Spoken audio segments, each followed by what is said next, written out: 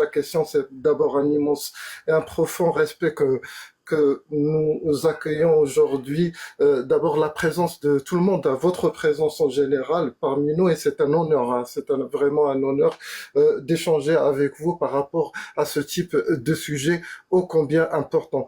Merci d'abord pour avoir respecté ce rendez-vous important pour nous et pour vous. Il faut rappeler juste une chose qui est importante. Nous partageons beaucoup de valeurs entre les Kabyles marocains. Je vais faire très rapidement. Peut-être il y a une question simple. Comment vous allez, monsieur Axel, depuis cet appel qui est injuste d'ailleurs? Et le deuxième point, c'est que à un certain moment, c'est le gouvernement algérien qui a tout fait et en fin de compte, ça fait pchit. Ils ont rien contre vous. Oui, effectivement. Écoutez, d'ailleurs, j'ai choisi d'y aller directement juste après ce procès au Maroc pour passer 5 jours exactement. C'était vraiment pour fêter ça avec mes amis et mes frères marocains sur place. Donc j'ai choisi la ville de Agadir avec son soleil, son climat qui est vraiment magnifique. C'est une ville que j'adore beaucoup, comme toutes les villes marocaines. Et donc, écoutez, c'est une petite victoire pour nous, hein, que la justice française a clôturé ce dossier en disant que maintenant, c'est bon, le débat est fini, ils vont se prononcer le 2 avril. Donc, on attend la décision, même si pour nous, on connaît déjà la décision, donc on sait très bien parce qu'on a vu le dossier. On a vu aussi la réaction des magistrats français. Qu'ils ont parlé de documents falsifiés, d'un dossier vide, tout ce que vous voulez. Franchement, c'est honteux aujourd'hui de trouver un tel dossier au niveau de la justice française, signé par un procureur qui s'appelle Boujma, qui est actuellement ministre de la justice algérienne. Vous imaginez un peu, si vous avez eu l'occasion de consulter un peu ce dossier, de voir la traduction qu'ils ont fait en français et comment ils ont expliqué, en fait, essayé d'expliquer, de monter tout ce scénario, vous allez voir un niveau, mais vraiment, il y a de quoi avoir honte, quoi, de dire que je suis algérien, que je sois représenté par soi-disant un ministre de la justice qui est là normalement pour impliquer la loi. Et c'est lui-même qui va y aller falsifier des documents et envoyer, par exemple, c'est juste un simple exemple, le cas judiciaire. Il faut savoir que dans ce dossier, il y avait les demandes, ils ont commencé du 5 septembre exactement 2021 jusqu'au 2024. Et ils envoient à chaque fois un casier judiciaire vierge. Parce que au début, ils ont dit non, cette affaire n'a pas encore été jugée. Donc, si vous pouvez nous envoyer Axel, c'est juste pour voir s'il est coupable ou pas. Mais au final, nous, on a réussi à récupérer les jugements. Donc, il y avait 2 condamnations à mort. Ils m'ont condamné à 2 reprises sur ce dossier, donc 2 condamnations à mort. Et là, par miracle, ils ont envoyé un autre casier judiciaire avec 14 condamnations à l'intérieur. Donc, il y avait 203 années de prison, plus 2 condamnations à mort. Je vous laisse faire le calcul. Donc, rien que ça, c'est honteux. C'est honteux qu'une justice, un ministre de la justice algérienne envoie des documents falsifiés. Et ça, c'est pas moi qui le dis, c'est les juges français. Donc, on attend le 2 avril. On va fêter ça tous ensemble. Nous, on est convaincus que la décision, elle va être favorable. On fait confiance à la justice française. C'est une justice libre. Donc, elle se mêle pas des affaires politiques. Donc, on connaît dès maintenant la décision. Donc, je vous donne rendez-vous d'ailleurs le 2 avril à 13h30 à la justice de Paris pour le verdict final de cette affaire. Et c'est pas une affaire entre Axel et le gouvernement, le régime algérien, mais c'est plutôt une affaire entre la Kabylie et le régime algérien, parce que là, ça parle quand même de centaines de morts kabyles, les incendies. Vous connaissez tous les incendies de la Kabylie, parce que vous êtes aussi concernés en tant que Marocains, parce que et dès le début, une semaine après, ils accusent le Maroc, Israël et le MAC d'être derrière ces incendies. Et comme par hasard, par la suite, maintenant, ils ne parlent plus ni du Maroc, ni d'Israël. Même du MAC d'ailleurs, ils ne parlent plus du MAC, ils disent non, c'est la personne. Donc ils parlent de moi en tant que personne, pas en tant que responsable du MAC. La partie algérienne, elle a refusé de parler de moi en tant que responsable du MAC, et c'est le MAC qui a causé les incendies. Mais c'est plutôt juste, comme ils disent eux, c'est juste ce criminel en parlant de moi, qui a assassiné un Algérien en parlant de Jamal Ben Ismail. Donc, j'ai essayé de vous résumer comme ça en quelques mots ce qui s'est passé dans le dernier procès.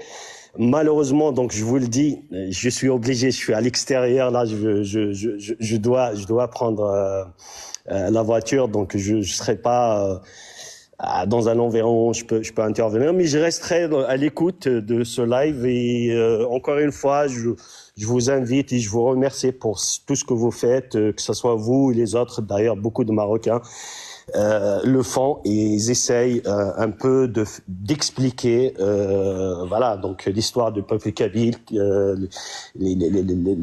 tout ce qu'elle commis comme crime aujourd'hui sur le régime algérien sur les territoires kabyles. Donc on se dit on va faire main dans la main à l'avenir pour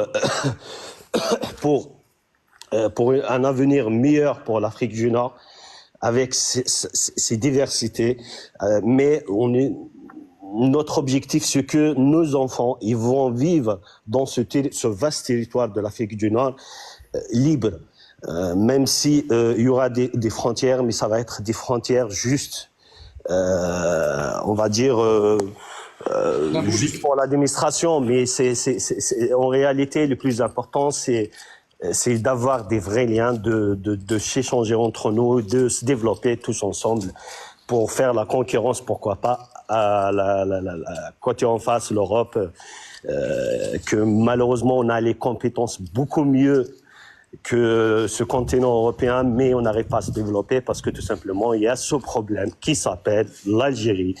L'Algérie qui s'est créée sur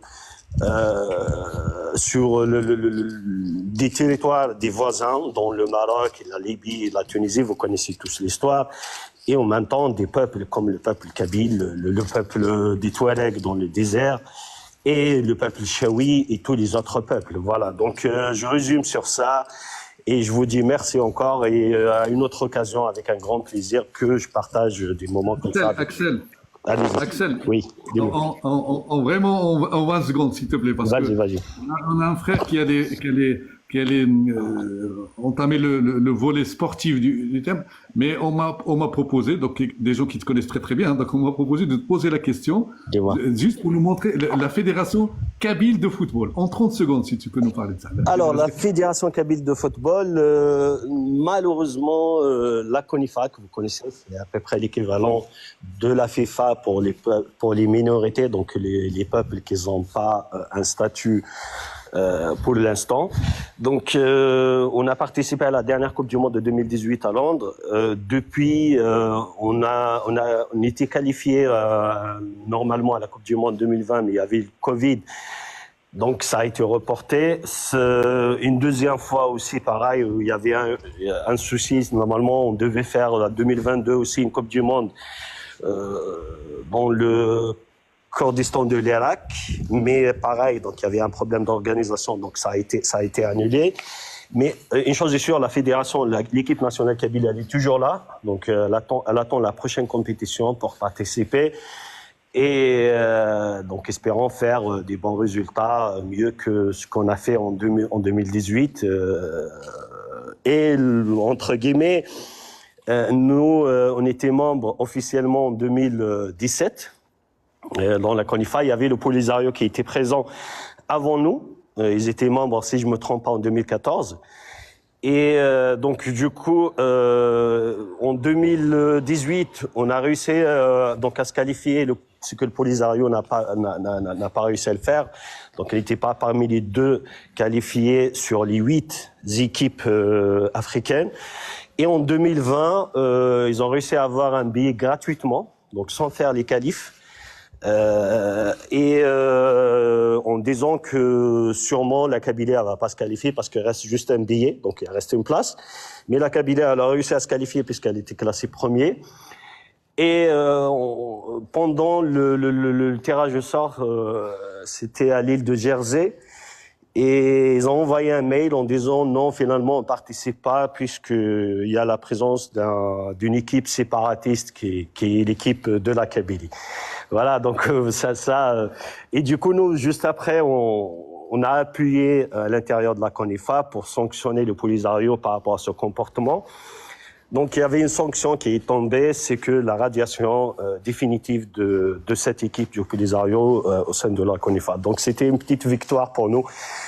Non seulement on était qualifiés, aussi on a réussi à faire sortir des gens qui en ont rien à foutre d'ailleurs du football. Je ne comprends pas qu'est-ce qu'ils font dans cette compétition. Voilà, donc je pense que Hassan et Mourad, que je salue, qui sont là, ils vont faire voilà, donc répondre à toutes vos questions. C'est des responsables du MAC qui connaissent tous les dossiers.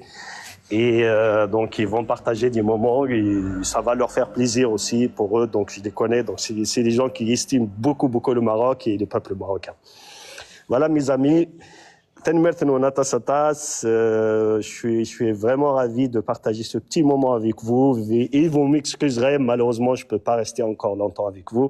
Je vous dirai une prochaine fois. Merci à toi. Merci à toi, Axel. Merci d'être passé. Je te remercie d'avoir pris un petit peu de temps. Si tu as un moment, peut-être tout à l'heure, de rebondir, on reste en bas à vouloir remonter. C'est toi qui vois. Tu auras ta place. On fera en sorte que tu en aies une. Merci encore de ton passage.